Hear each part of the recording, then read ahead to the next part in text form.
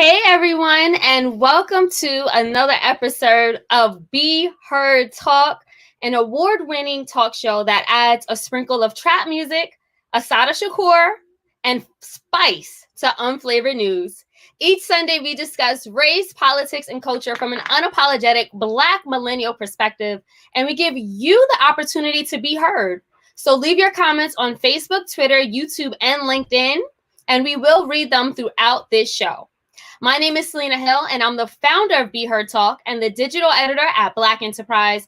And I'm super excited to be here with you all to talk about A.D.O.S. This movement actually stands for American Descendants of Slaves, and they're called for U.S. reparations that are based on lineage, not race. So we will have this discussion during the second half of our show with our featured guest, Chad Brown of the A.D.O.S. LA chapter. So stay tuned. We will get Chad on later. Now, before I introduce my co-host, I actually want to thank our official media sponsor, Black Enterprise, and our sponsor, Black Spectrum Theater. Start your subscription today and enjoy Black Spectrum Home Video Series. This month gives you the 70s on December 18th and Funkin' for Jamaica on December 24th through December 26th. Head to blackspectrum.com to become a season pass subscriber and to learn more. Now, let's start the show by introducing my co-host, starting with Stanley Fritz. Hey, Selena, happy Sunday. How you doing? I'm good. How are you? So far, so good. So, folks, what's going on? Happy to be here another Sunday. This is Stanley Fritz, your favorite former engineer on the PC 1s and 2s. By day, I am the New York State Political Director at Citizen Action of New York. By night, I am a writer. And by Sundays, I am the co-host of Be Heard Talk. I'm really excited about this whole show, and I hope you guys have a great time. If you enjoy this show and you like what you're hearing, please take a screenshot and post it on any socials you have, and make sure you tag us, and we'll be sure to retweet, share, like, repost, whatever it is we can do on any of those platforms. But until then, where is the queen? Where's the messy god? Where is she, Selena? She's here. Our other co-host, Tammy David. Your shout out from Harlem. Hi, y'all. Happy Sunday. Hey. As always, I'm so happy to see your faces. I am ready to talk some smack today because after the conversations I've heard on Clubhouse, I need to know what's good with A.D.O.S. Hi, everyone. My name is Tammy David, and I'm known here at Be Heard Talk as the problematic fave.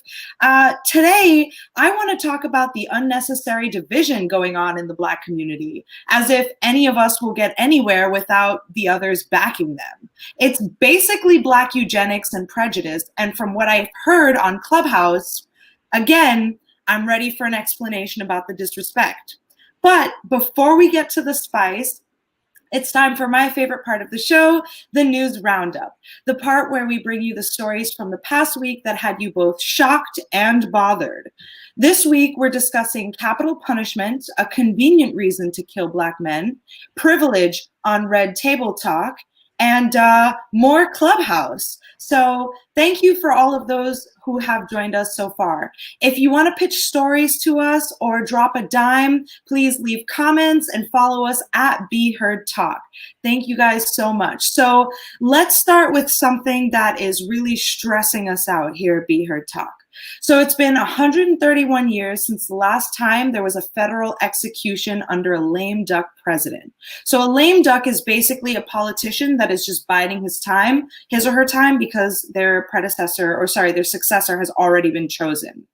Now, there are 6 federal executions scheduled in the final weeks of the administration. This is unheard of. Basically, people are on death row, and Trump's administration is rushing to execute them before he leaves office. As of November 19th, President Trump has overseen 8 executions, tying Eisenhower's record that covered his entire 8-year term. Yikes. So these cases talk obviously about innocence versus culpability, racial bias, issues around mental illness, and fairness. But now we're seeing a whole new national interest on capital punishment. Now, celebrities and politicians have been pushing to eradicate the death penalty, especially as statistics show falling support for capital punishment. And with the recent deaths of Brandon Bernard just this Thursday and then Alfred Bourgeois the next day, eyes are turned to how President-elect Joe Biden will handle the death penalty. Biden hasn't supported ending the death penalty in the past, but currently his criminal justice plan calls for the eradication of the death penalty. It also suggests that those sentenced to death should serve life sentences without probation or parole. Activists are now rallying to fight against upcoming executions, which are set for January 12th through 21st. Now, Selena, I want to talk to you first about this because obviously, like, you're seeing more and more coverage about this. Do you think that activists can successfully pull back some of these executions? Oh, you're muted. Thank you, Tammy. No, the answer to that, in my opinion, is no, not under the Trump administration. If we look at all of the people that got involved to save Brian Bernard, that included Kim Kardashian, that included high-powered attorneys that actually defended Trump at one point. It included Reverend Jesse Jackson. There was a national campaign on social media. Everyone was calling to stop this execution of this 40-year-old Black father who made a tragic, horrible mistake at the age of 18. However, the data shows that the level of involvement he had in killing two white people, and please note, they were white, did not call a warrant the death penalty. And I actually want to just, talk about some of the statistics because they're also horrifying. Since executions were reintroduced in the United States in 1977, nearly 300 Black defendants have been executed for the murder of a white victim, while only 21 white defendants have been executed for the murder of a Black victim. And that is according to Death Penalty Information Center. So again, this just shows the historical context and disparity when it comes to capital punishment and how it's disproportionately affected Black people. Activists in this realm have been calling to stop capital punishment for decades on end. Thank you so much, Selena, especially for the information. From the same source, Death Penalty Info, I see that one person has been reprieved, which means that they will still be executed, but just postponed to a later date. Stanley, do you think that Trump is rushing this for his career, or is it more a show of like conservative sport, saying that he does support this and his followers support it? I think it's all about ideology. The Republican Party, particularly those in the right, are extremely punitive. It doesn't hurt that a lot of these people who are on death row are Black. It doesn't matter that some of the evidence they use to convict some of these Black people who are currently incarcerated is shaky at best. This is what they want to do. And Trump has had to deliver for his base for quite some time because he knows that he has no future and he will have no interest from the Republican Party to defend his shenanigans if he does not give them what they want. So I'm not surprised about this. I'm disgusted about it. So this is par for the course for a party that's pretty much just fully embraced white supremacy in every way. For those of you listening who are against capital punishment, I know I myself am strongly against it and would advocate for legislation condemning it federally and do support Biden in that proposal. Please go to deathpenaltyaction.org. There are a number of petitions right now and activists on the ground who are trying to get some of these cases tossed or at least grant reprieve until past Joe Biden's inauguration date. So again, that's deathpenaltyaction.org. Sign something, say something, make some calls, and let's free some Black men today. Now, next up, I want to talk about something equally as scary, even if you're not doing anything and just minding your business. And that is a Proud Boy protest in your town. This week, the Proud Boys once again showed their behinds during the Stop the Steal protests in reaction to the Supreme Court tossing a Texas lawsuit. Now, for those of you who don't know, they lost that lawsuit, Trump's team, that would challenge the vote in key swing states. And obviously, Trumpers and Stop the Steal supporters are not having any of that. Proud Boys stayed the night in D.C., got drunk, got in fights, burned Black Lives Matter signs in front of Black churches, and assaulted a ton of people, including police officers. The pastor of Asbury United Methodist Church, which was one of the churches that was affected by the violence, responded to the burning of the church's sign by saying that it was reminiscent of cross burnings. Multiple people were stabbed, 4 in particular. 23 were arrested, and many, many, many injured, including several police officers. Although the Trump administration tends to toe the line between its formal affiliation with the Proud Boys, one of their leaders was seen leaving the White House just before protests began. Stanley, even though Trump has basically admitted loss and is failing, he is continuing to incite violence all around the country. What can we do to protect ourselves from Proud Boys that may come out during the inauguration of Joe Biden? Black people should arm themselves. Point blank, period. These Proud Boys are very committed to going after Black and brown people, particularly Black people. They're burning a Black Lives Matter flag. Black people should absolutely arm themselves. The police ain't gonna help us. We know that already. The government is not going to help us. We see what they do. You should absolutely arm yourselves because these are white savages, and what they're doing is unexcusable. Protect yourselves first. So we're getting some great comments. Thank you all of you who are tuning in. Chris Newman says, imagine where this world, let alone this country, would be if it weren't for racist white people. Selena, how ahead of the game would we be? Like, seriously, we can't even get a proper, like, democratic institution to be validated without racists swarming the streets. What's up with that? Yeah, well, I think that we've seen, this country was founded on racism, white supremacy. And what we've seen in the last 4 years is they have felt emboldened under the Trump administration. They have a disregard for facts and reality. They're saying that Trump somehow stole the election when there's evidence to show that he actually stole it in 2016 with the help of foreign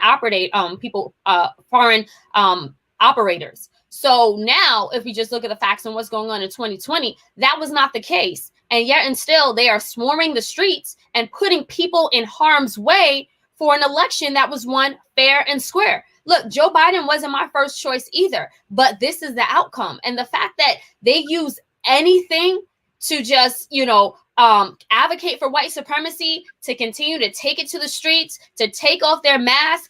I'm talking about the KKK hoods as well. It's just a new world that we're living in. And I kind of feel that even though Trump will be out of the White House in January 2021, there is no way that this will be an end to the Trumpism that we've seen.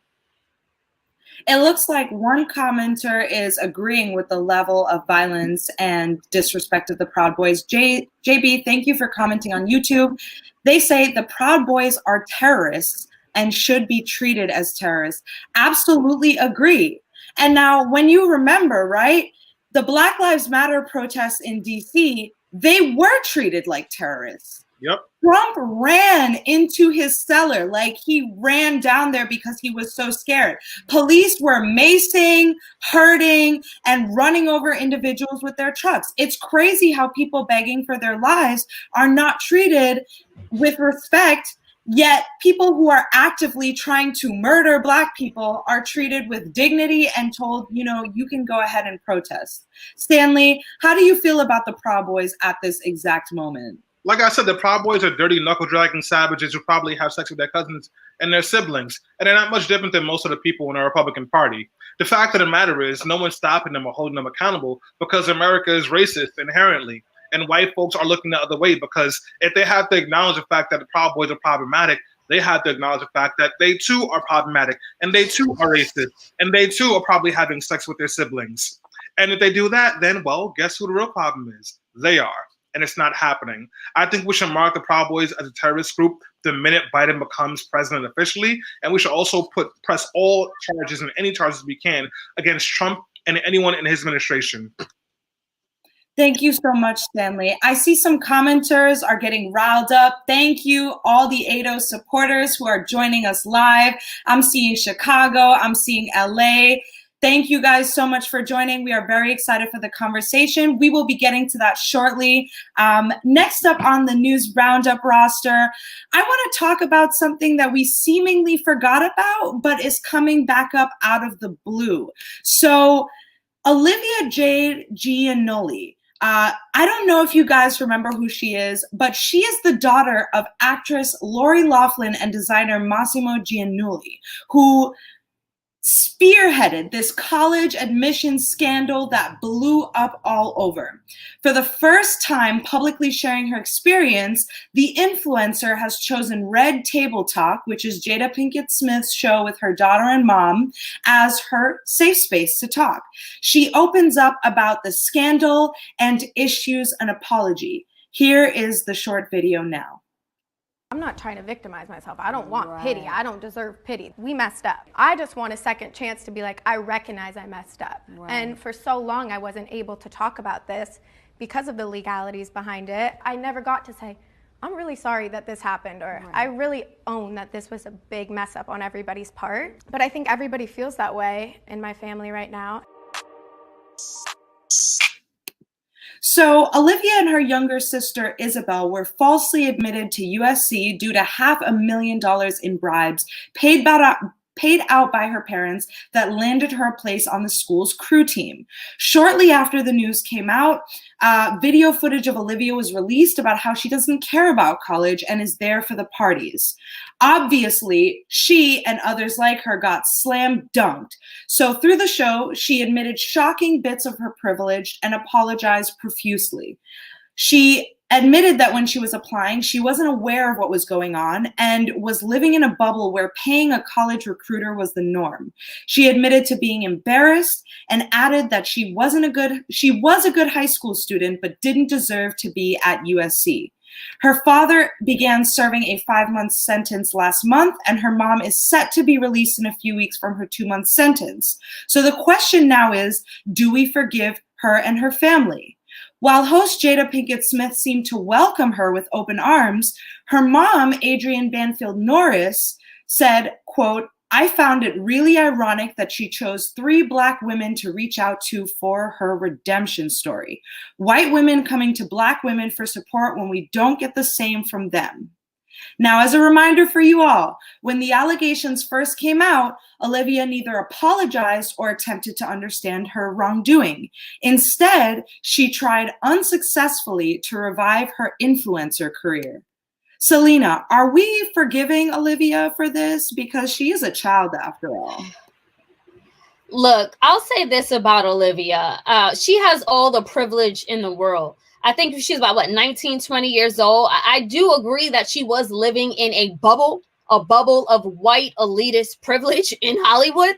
And I'm happy that she's finally acknowledging it. Look, with forgiveness also comes, redemption. But I want to see action.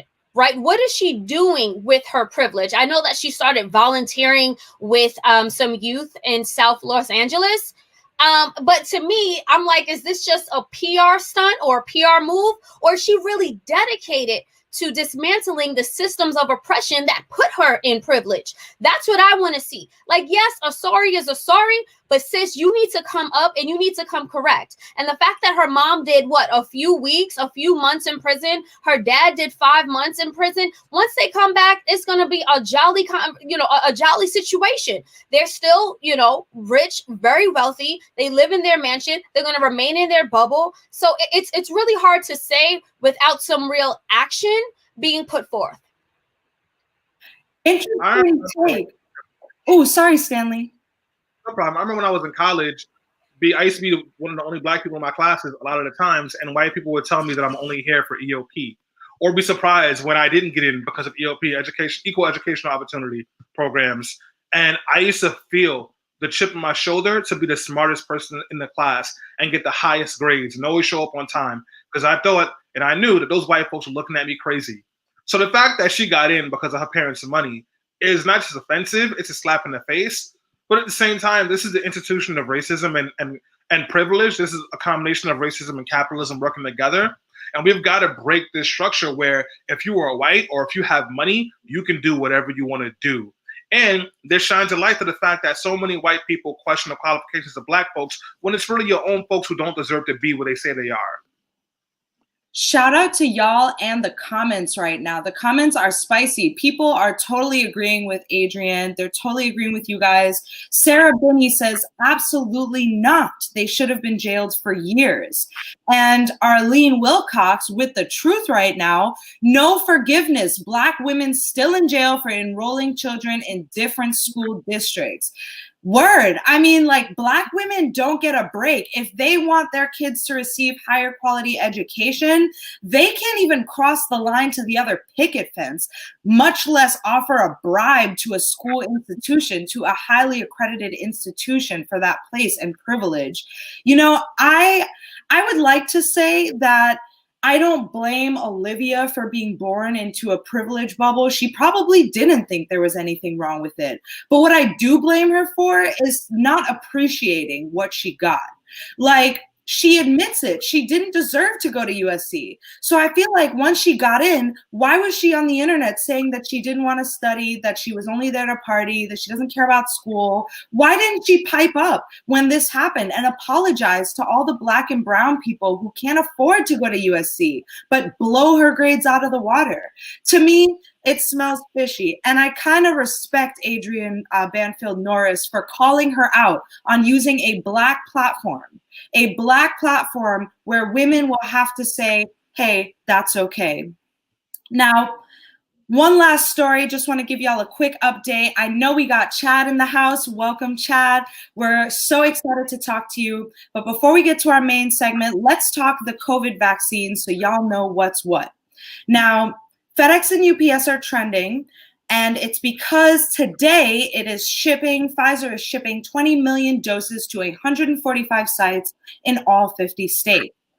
Healthcare workers are expected to receive the treatment first, and experts aren't predicting full immunization for the public until late spring. However, this has not stopped the crazy discourse on the effects of the vaccine and whether or not we even want to take it.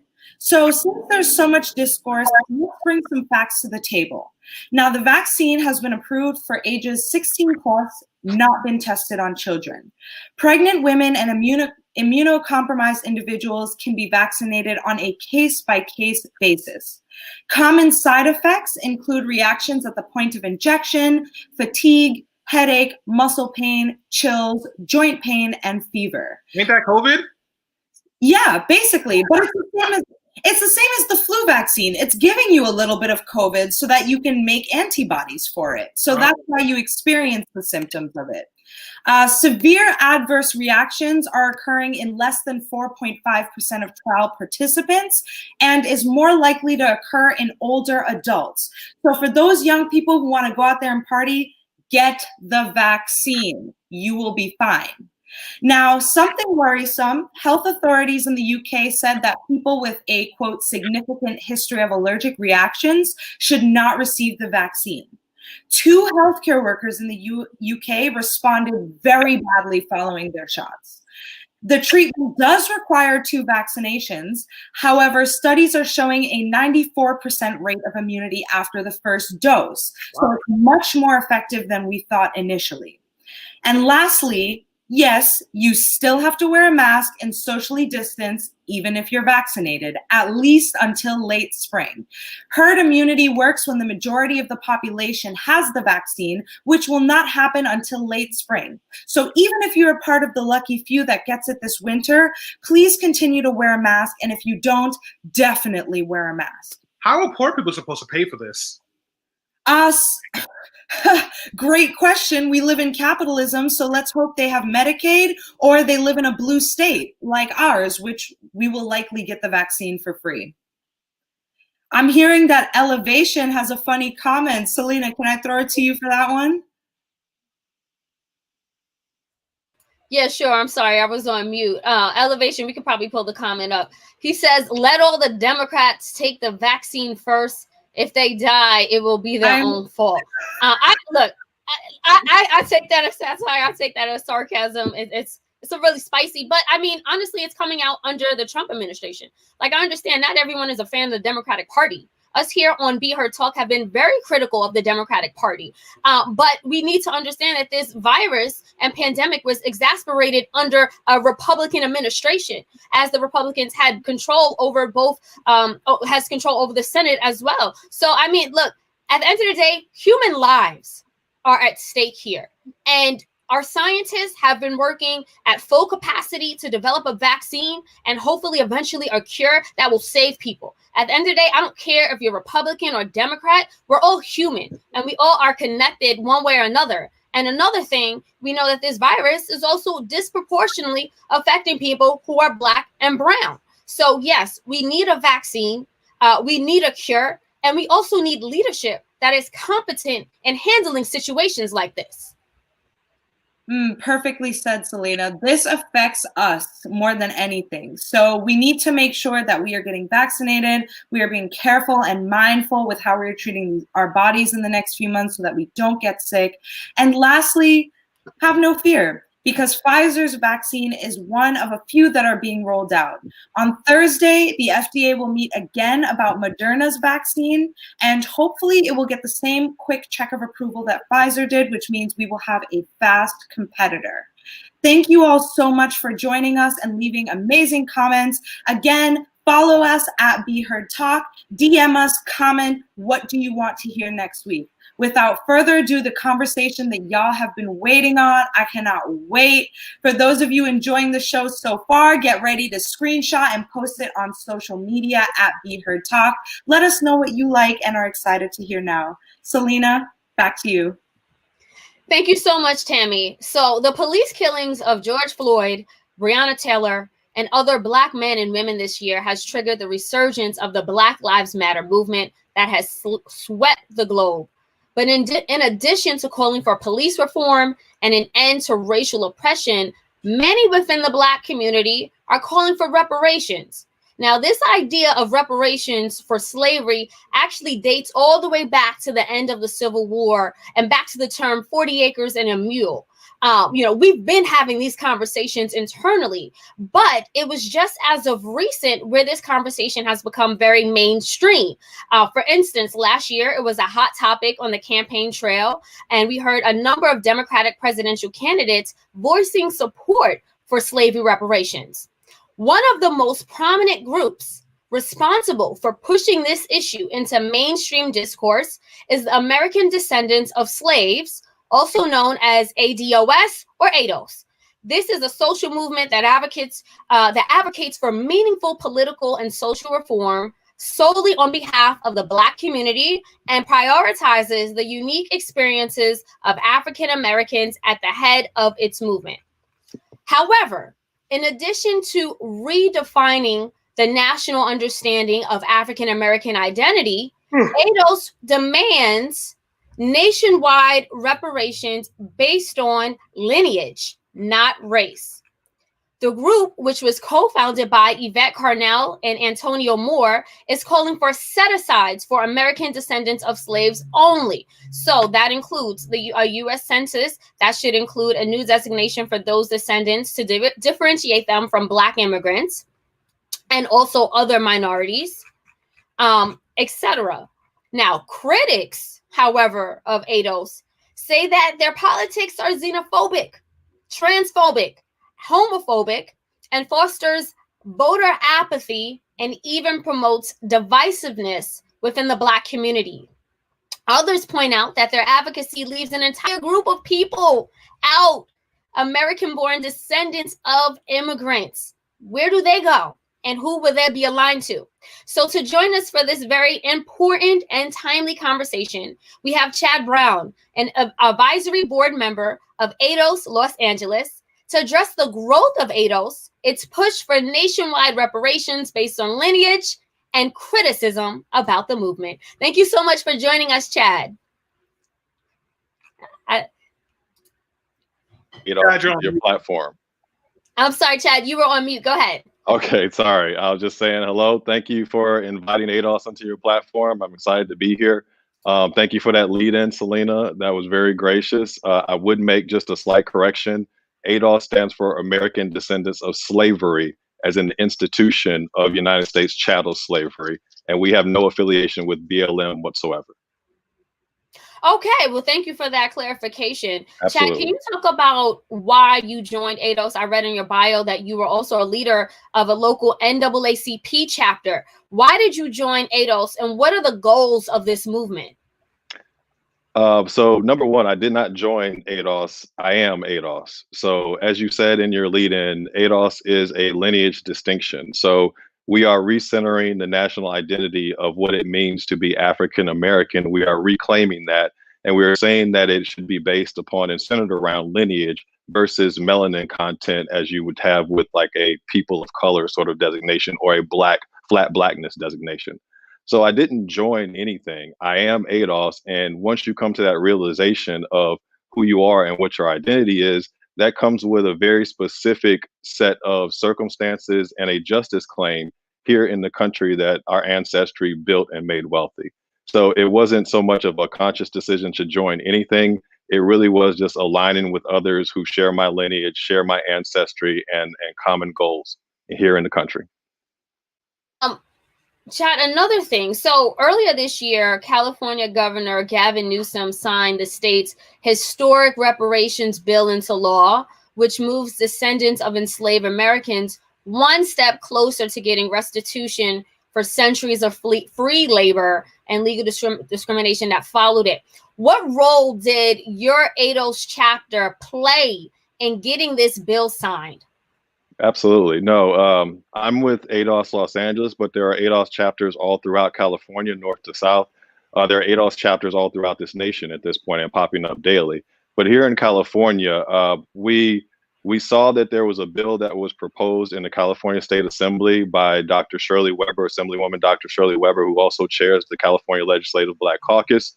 It was to form a task force to study reparations and California's role in the institution of child slavery nationally. And so obviously we are reparationists. We are focused on reparations as a centerpiece of a Black agenda and collective uplift. So we reached out and got involved in that process early on.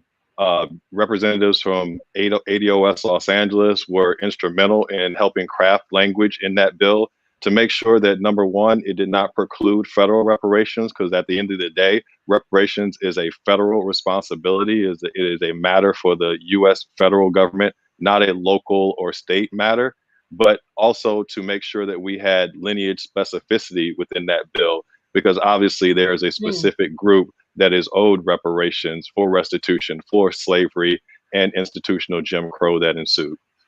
Let's talk about that specificity. I'm sorry. Let's talk about that, because who would actually qualify for reparations based on that philosophy that it needs to be lineage based and not race? If you could just expand on that.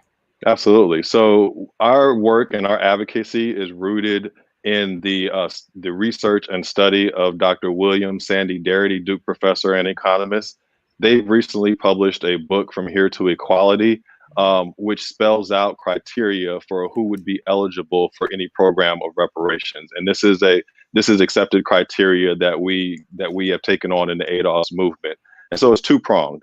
First, there is a lineage test. So that simply means that you can trace your ancestry back to the American institutions of chattel slavery. Secondly, there's a identification test. So you have self-identified as Black, African American, colored, or Negro for at least 12 years prior to the onset of any reparations program or prior to the formation of any national commission to study reparations.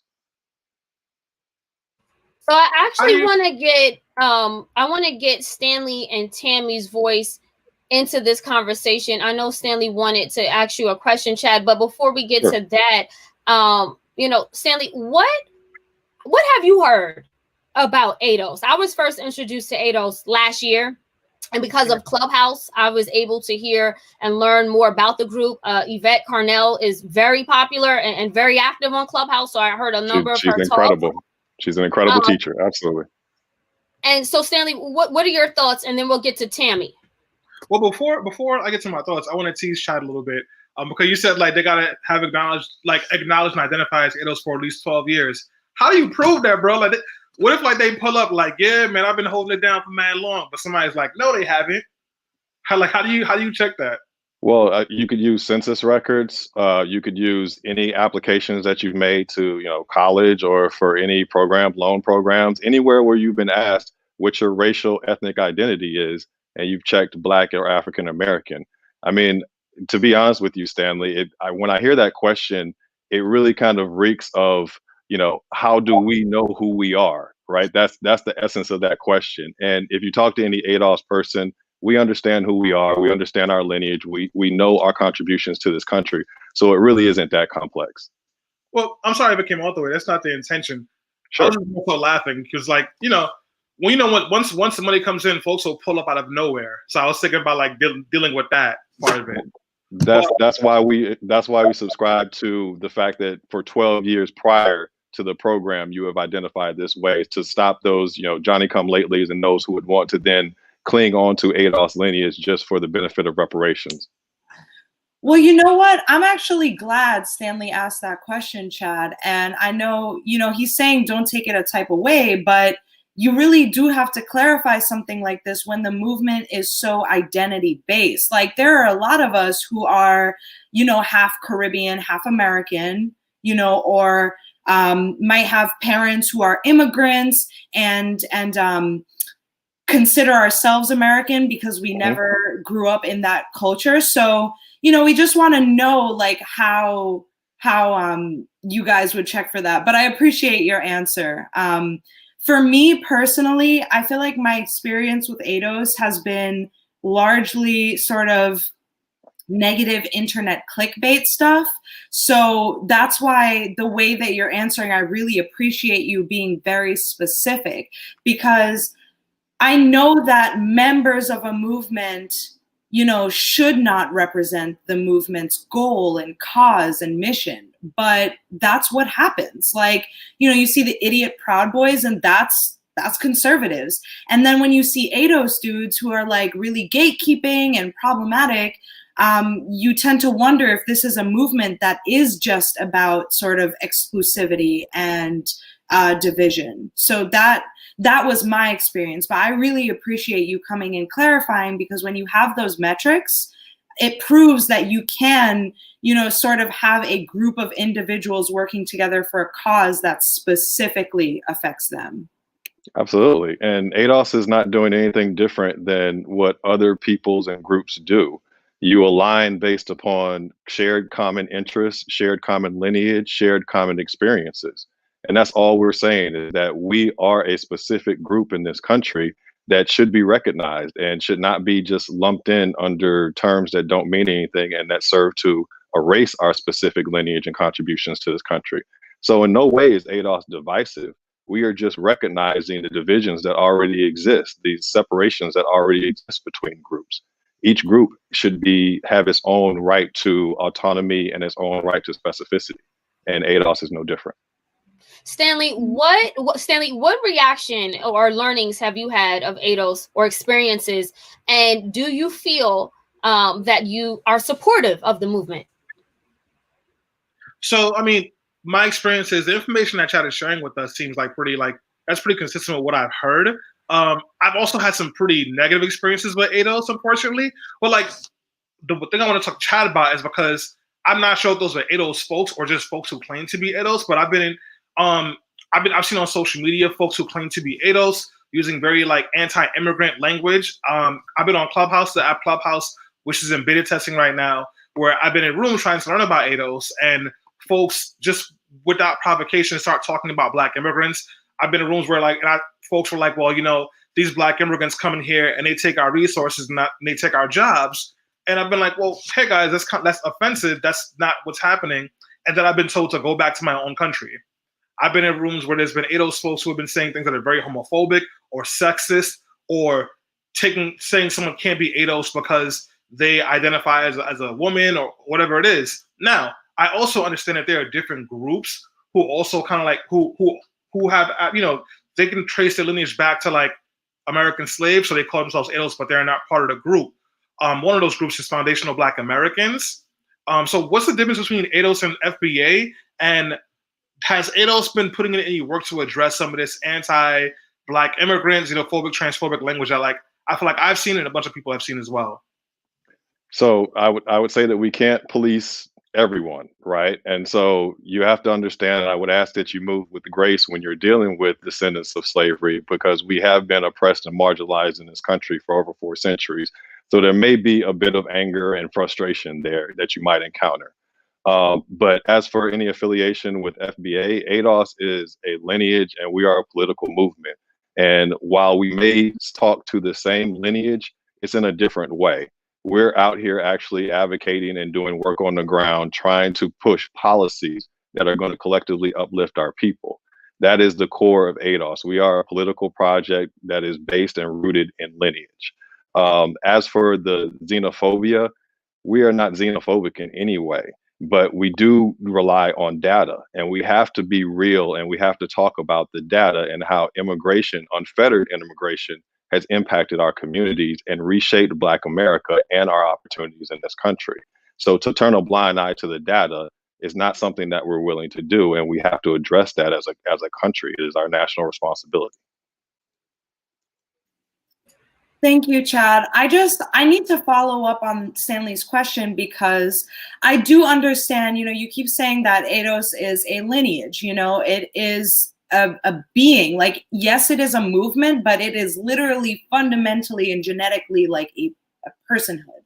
Absolutely. So the problem, I think, with sort of dismissing like the homophobia or the transphobia, I do understand that you see A.D.O.S from a different light because you do this work every day. But for someone like me who, is a Black person, identifies as a Black person, comes from an immigrant background, and is like,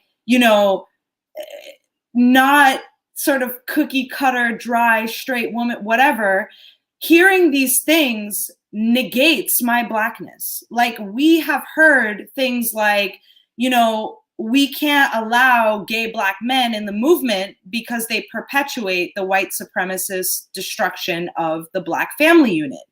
And there are people who talk about, gay folks and trans folks as an abomination and unable to continue that lineage.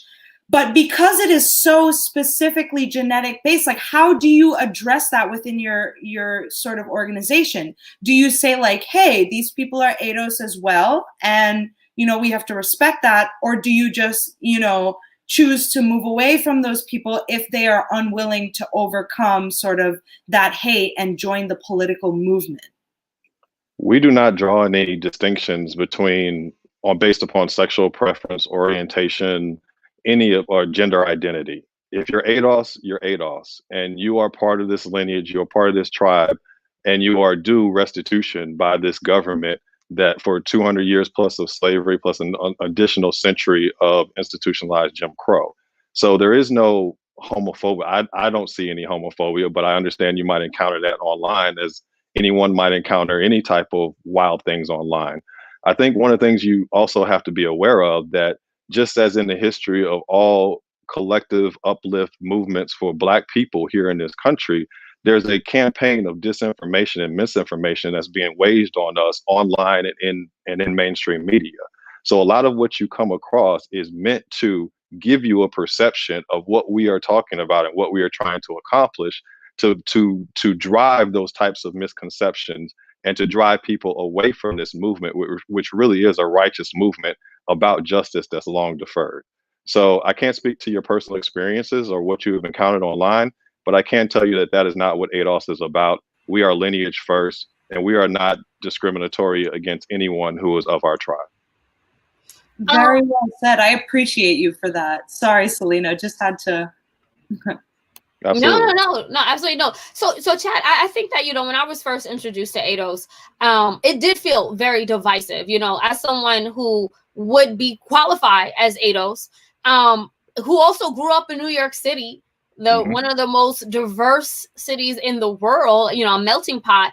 I've marched and I've aligned myself with a number of people, a number of my friends even are, their parents were immigrants. So they're immigrant born, right? They're either Caribbean American or they were, their parents were from one of the countries in Africa, etc. And I kind of felt like, why is this movement so centered on the African American experience, and why is it almost dismissive of the experiences of Caribbean Americans and other Black Americans who are seen and treated and affected by white supremacy in the same exact way? What do you say to that? I would say that why are certain immigrants dismissive of the slavery that occurred in this country, the chattel slavery that occurred in this country, and the institutionalized Jim Crow? What we see from immigration patterns is prior to 1965, the amount of Black immigrants in this country was to the right of the decimal point on a percentage basis. So you have a group of people who have been here from the onset before there was a country. We contributed into building this country, and we have consistently been marginalized and locked out of full participation and access in this country.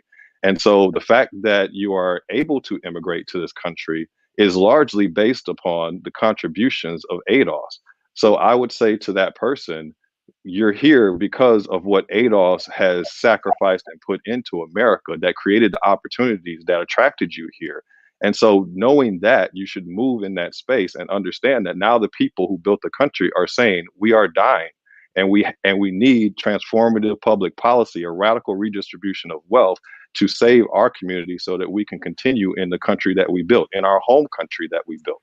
So while we have always been welcoming of Black immigrants, what we're seeing is that there is a certain anti-Black sentiment that's running through a lot of the immigrant community that I feel, and lots of A.D.O.S feel, that you need to have a housekeeping session of your own to address that and figure out why that sentiment exists in your communities. So I just want to point out that like American imperialism is also a huge reason of why so many people across the African diaspora are coming to the United States. It's not just because folks think America's so great, let's go do this. It's because American imperialism, colonialization, and white supremacy. And that's why folks come here, because the American military complex and the Western military complex has decimated and extrapolated resources and actual human beings from these Black nations. And that's why you have folks from Haiti who will come here, and folks from DR, and folks from Jamaica, and folks from Ghana, and Nigeria, and all these other places. So we should, like, if we're going to talk about, Black immigrants coming here, let's, also be mindful of like some of those big pieces of why they're here. And the question that I have for you is, because I 100% agree with you that A.D.O.S cannot be expected to chase after everyone who says something ridiculous. But I was wondering, and I've checked out the A.D.O.S website, checked out A.D.O.S 101, would A.D.O.S be interested? And do you think it would make sense to put up a statement of principles in which you explicitly say that you will not accept any xenophobia, homophobia, transphobia within the organization? Because as much as you say you're not experiencing it, that is a dominant theme that we're seeing all over social media. And it's happening. So now I'm not saying all those people are A.D.O.S. I actually don't believe most of those people are actually affiliated with the organization of A.D.O.S. I will say that.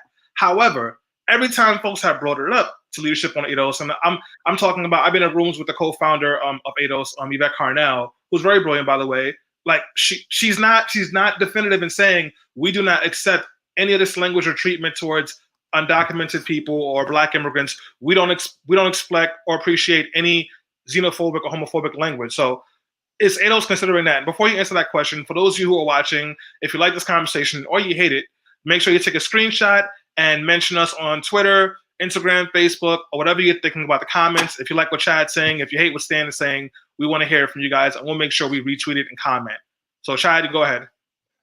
Yeah, Stanley, so my call to you would be that we should be talking to white supremacy and saying we are not going to stand for any anti-A.D.O.S sort of sentiment.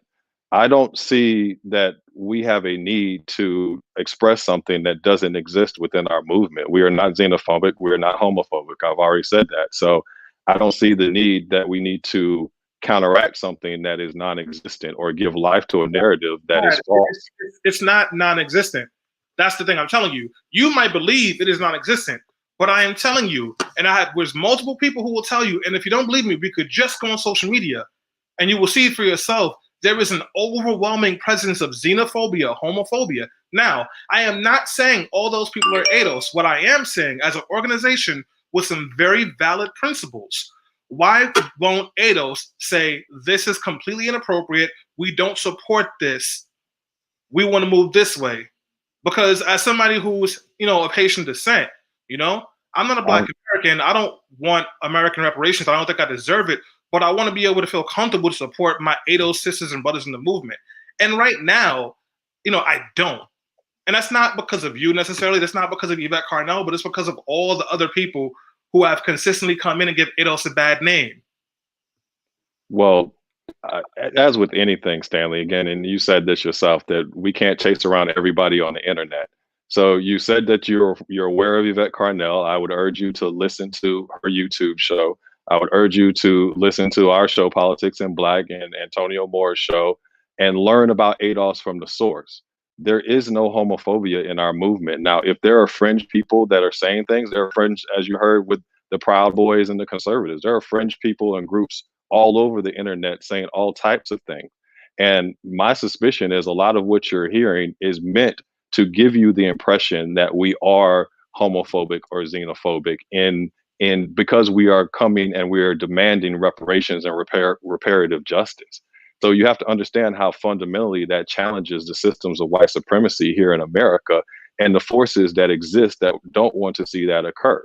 So at the end of the day, I would say you should follow truth and not what you're running into as far as just random people out there online who are free to say whatever they might want to say. Well, Chad, Yvette Carnell, the co-founder of A.D.O.S, was on a board for a group called Progressives for Immigration Reform, and the law censor identified the group as an anti-immigrant hate group. So, I'm not just talking about individual pieces. This is your own co-founder was affiliated with this group. So, that's where there's smoke, there's fire.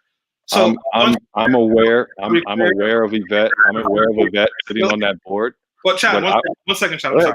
Go ahead. To be very clear, I think we should support the statement of principles of A.D.O.S. But I am telling you, as an ally, and I'd like to believe a co-conspirator in this movement, there are some very ugly elements here that we need to address, because if not, I don't know how A.D.O.S gets beyond arguing with other Black people in the diaspora when we all should be focusing on toppling white supremacy. We are very focused on toppling white supremacy and are not focused on arguments with the diaspora. But the diaspora is bringing arguments to us because of the way that we have chosen to identify ourselves and claim our own name. So, Stanley, I would tell you that focus on the truth. Focus on the core of what A.D.O.S is focused on, which is reparations and a transformative Black agenda. You can either focus on the truth or you can get caught up in the noise that's going to surround us, because the misinformation campaigns are going to continue. We have run up against this. I've been involved in A.D.O.S now for over 2 years.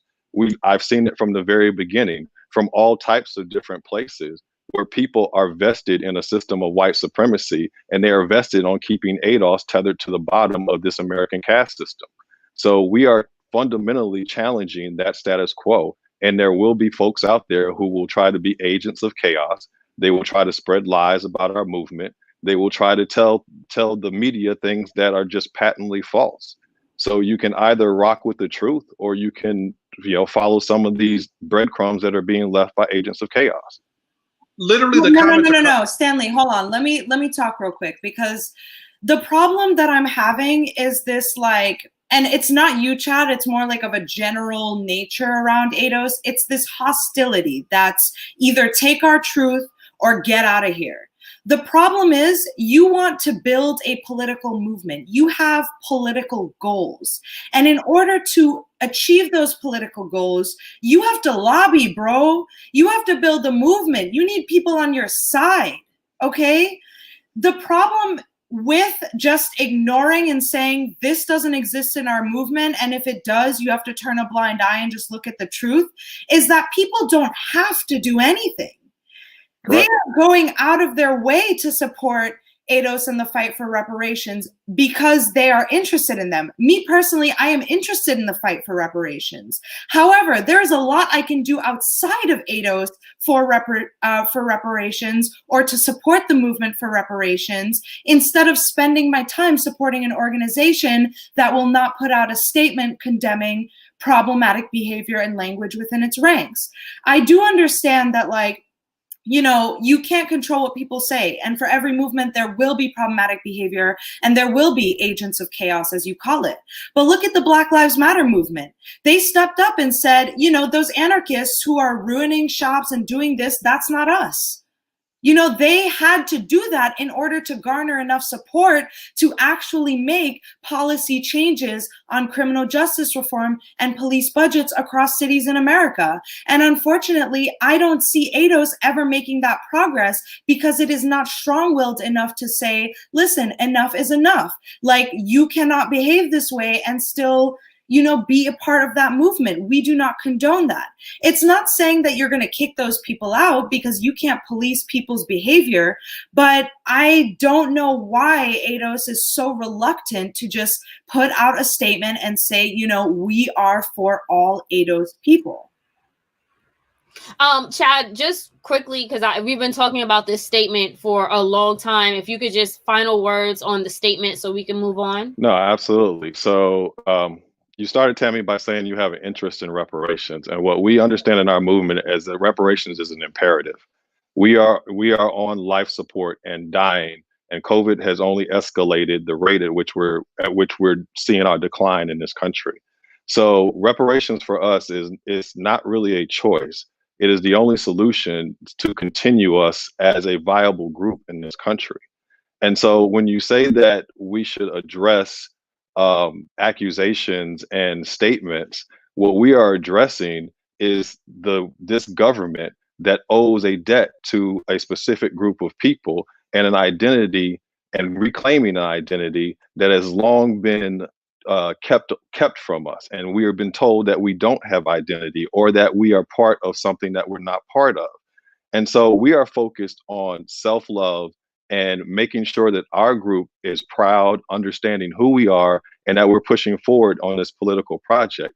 And when you say that we need to have coalitions, I agree with you. We do need to build partnerships with groups, but those partnerships come with terms and conditions. And it has to be based upon data and historical fact, and not just emotion and innuendo. So what we are saying is that reparations is the imperative. And if you want to be aligned with A.D.O.S, you should see that imperative very clearly through the data and the historical record. And I don't see how that runs afoul of anything that we are doing or saying. I mean, there are rogue agents out there, but we don't control those people. You know, Chad, as we start to bring this conversation to a close, I do think that what unites all of us is the fight for Black liberation. We talk about that a lot here on Be Heard Talk.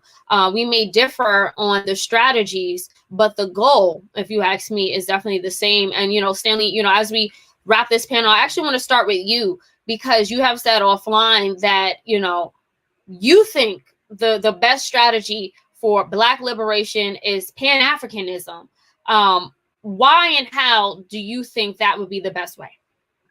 So, first off, if you're a true Pan-Africanist, then like you absolutely must accept A.D.O.S, because any movement within the Black diaspora fighting for the liberation and the safety of Black people is a movement that you want to be supportive of. But also within Pan-Africanism, the basic principle is that like anywhere you are in the world, it doesn't matter.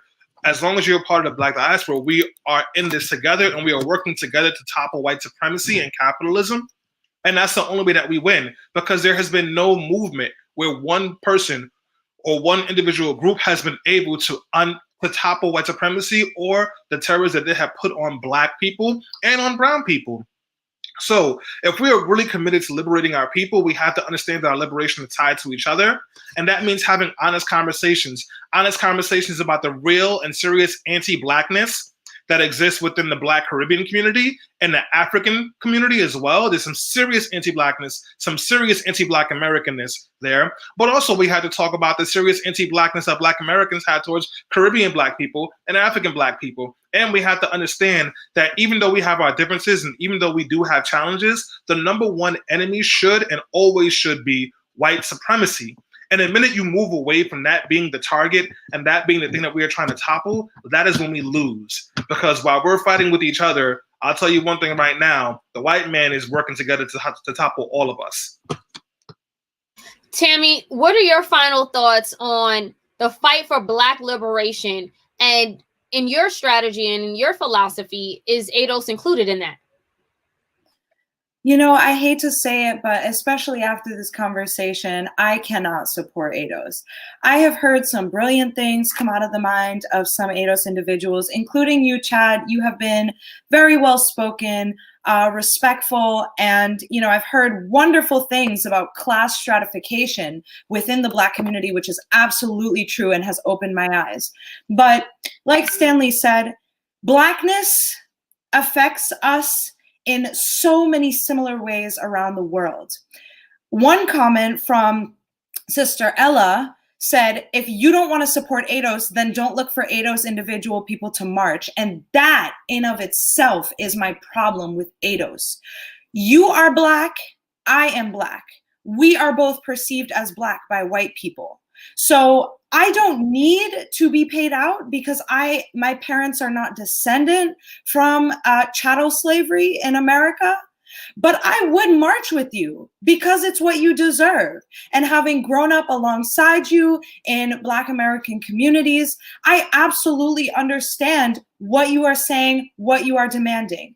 But statements like that prove that there can't be solidarity when you consider us as inherently different and white people are clapping to themselves the whole time. Because guess what? That is what white supremacy wants. It doesn't want Black people to line and march with each other, okay? It doesn't want us to have numbers and majority. So unfortunately, I cannot be part of a movement that, you know, even if it isn't inherently divisive, encourages divisiveness and does not check divisiveness when prompted to. We Chad, are not. Chad, your last words on the comments that were made, and also why you feel A.D.O.S is the best way for Black liberation. Absolutely. So we recognize at A.D.O.S that these divisions already existed. They existed prior to A.D.O.S. When we talk about Pan-Africanism, we have to have the realization that Africa is a continent, not a country, of 54 disparate countries that don't have solidarity within themselves as a unit. And so an idea that as Black Americans, we have solidarity with a continent that we have no knowledge of and no real connection to, and that's a fantastical thought. And I hear you, Tammy, about your immigrant lineage and ancestry. But I would say that when you came here, or when your ancestors came here, they came for opportunity that was created on the backs of A.D.O.S, from our oppression, from our enslavement, and from wealth extraction of resources out of our communities. And so to come here, we have always been welcoming of all immigrants. You lived with us, like you said, you've been in our communities. We don't have an anti-immigrant sentiment within our communities. What we do have is an imperative and a wealth gap that we are being crushed under that we have to recognize. It is a very specific condition that afflicts us. And it's not based on melanin content. It is not based on just flat Blackness. It is based on a legacy of slavery and Jim Crow, which makes us A.D.O.S. That is our lineage. That is who we are. So just as you immigrate here, I'm not sure from where your folks immigrated from, but we did not ask you to abdicate that piece of yourself, that identity of yourself. You are still very proud of that, obviously. And so all we are asking for is the ability to be proud of who we are and what we have contributed to this country, because it is specific. It is not the same. It is not flat across all Black groups. We have a very specific condition and we have very specific interests that must be met, or else we're not going to see a future in this country. Well, on that note, I do want to thank you, Chad, for joining this conversation. We definitely could have continued to dig deep, but we have to wrap it up here. It's a conversation that I think needs to continue to be had across the country. Chad and A.D.O.S, they bring up a number of valid points, which we have accredited here. I do think for some of us, we're not 100% aligned, and that's okay, because I feel like, you know, the principles that A.D.O.S stands on and the momentum that the group is building is going to continue to grow and build. And, you know, I'm somebody who believes in the collective liberation of all Black people. I'm somebody who believes that, you know, no matter where I am in the world, I will always be considered Black. And no matter what what type of police encounter I have, that police officer, especially if they're white, are going to consider me Black, this regardless of my lineage. So I do think that we do have some, you know, some collective alignment there. But on that note, we are going to have to wrap it up. I want to thank everyone who tuned in and chimed in to Be Heard Talk. I also want to thank again our media partner, Black Enterprise, and our media sponsor, Black Spectrum Theater. Guys, we talk race, politics, and culture every Sunday right here, streaming on all social media platforms that allow us to stream. And we'll see you again next week. Thank you. Thank you.